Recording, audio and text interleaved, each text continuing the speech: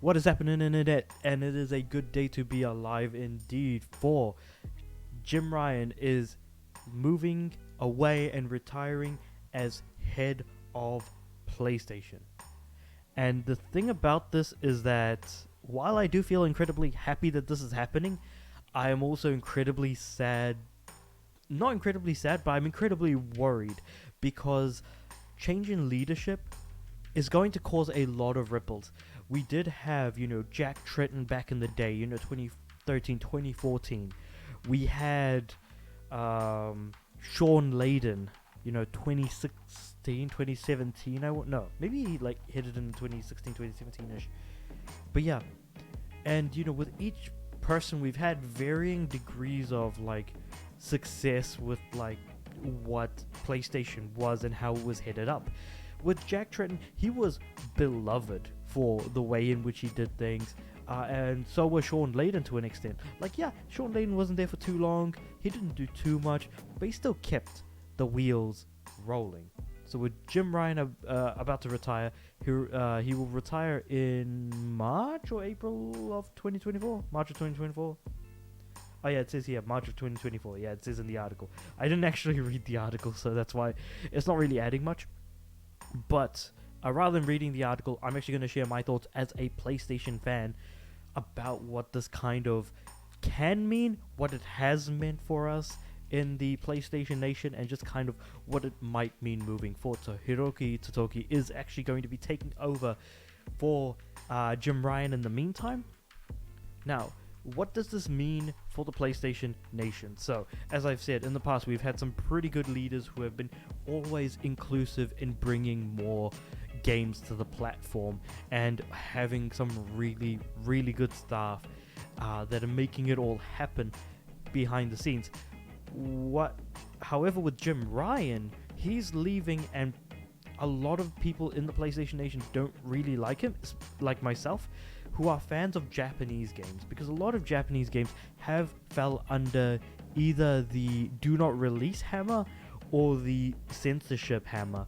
Now, censorship does happen in the console space, but they're nowhere near as noticeable as when PlayStation actually had a policy made that was specifically aimed at Japanese games that have a very sort of anime-like aesthetic, that were clearly aimed for people who like games that were made in Japan, because that sort of art style, that sort of those sorts of sensibilities were very much entrenched in the games that were being made.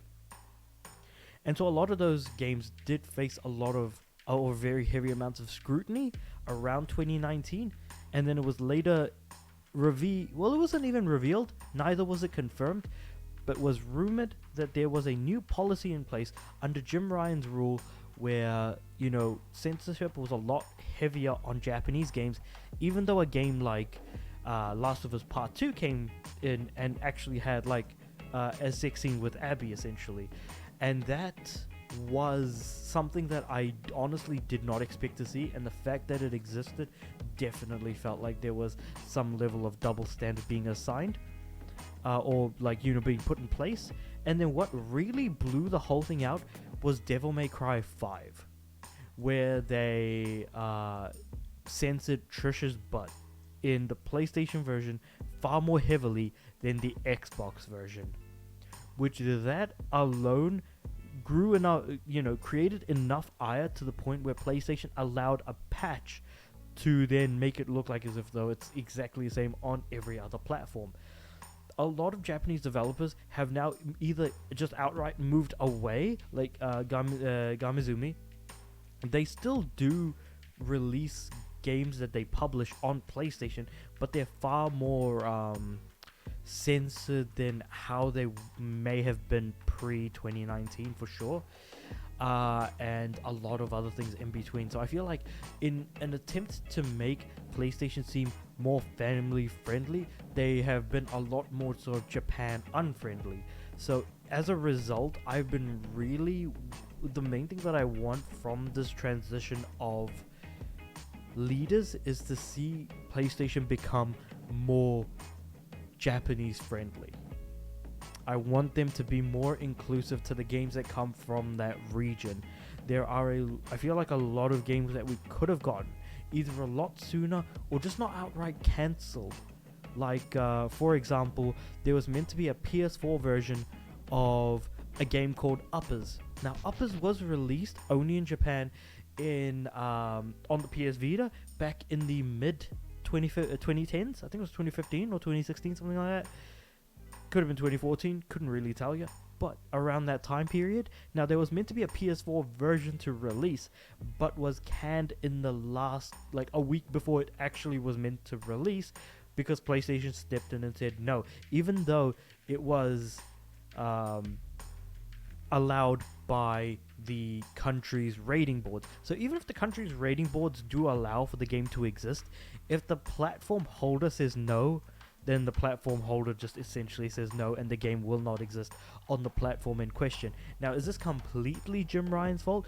Not necessarily, but in terms of the people who are put in place to make those decisions, they do trickle down to some extent, and it's to whatever level the culture that is being created within that space is. And having moved the headquarters from Japan to I think it was San Francisco. It was somewhere in America. That's kind of where everyone thought that, PlayStation was really going to start going downhill, and they certainly do seem a lot colder to the Japanese gaming audience than they have been in the past. And so I'm really, really hoping that they, fix up that sort of image and do allow those Japanese games to, proliferate a little bit more. Yeah, that's the word that I mean to use. So that's what I'm hoping for. But of course, it's always going to be the toss of a coin as to who is going to be taking Jim Ryan's place, like, properly, if you know what I mean. So hopefully whoever that person is does give the PSVR 2 a little bit more love, that we get a little bit more love from the sort of Japanese publishers and developers a little bit more. We get a lot more indie titles, like, as if it isn't enough that we're getting so many good games this year. But I feel like there are a lot of things that PlayStation could be doing a lot better, even though they may be console front runners to an extent. There's a lot more that we could really be asking for. But yeah, that's kind of like what my thoughts are, how the past has kind of been, and just a couple of random examples of like how kind of Japanese games have been. And that's not to say that Japanese games haven't been censored in the past, especially like in the late 2000s, early 2010s. Like, those sorts of things have happened. It's just not anywhere near as noticeable.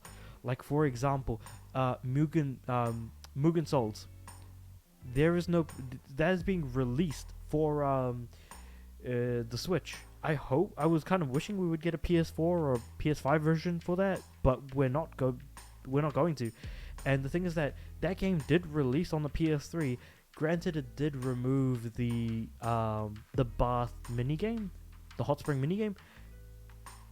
But again, that's not like the biggest issue in the world, because at least the Japanese audience did get that minigame. The thing is that this censorship is also affecting the Japanese versions of games. And so if Japan can't get the, fan service that they get from those sorts of titles, then how are we in the West ever going to, if they just don't allow it blanket on the platform? So it's those sorts of things. And it doesn't even need to be limited to just fan service, though generally that's where it kind of leads into. But, it is what it is.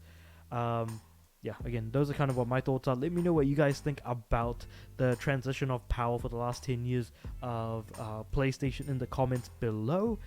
It could even be more than 10 years, because again, I've been going back to like Jack Stratton, who like left in like 2013, 2014. So like, while that was 10 years ago, he was still around for quite a bit of time. Like the video if you liked it, and of course subscribe to the channel because I want my videos to go out to more people. I'm also aiming for 100 subs by the end of the year, and with all of that said and done, I do upload every day, so I'll see you tomorrow.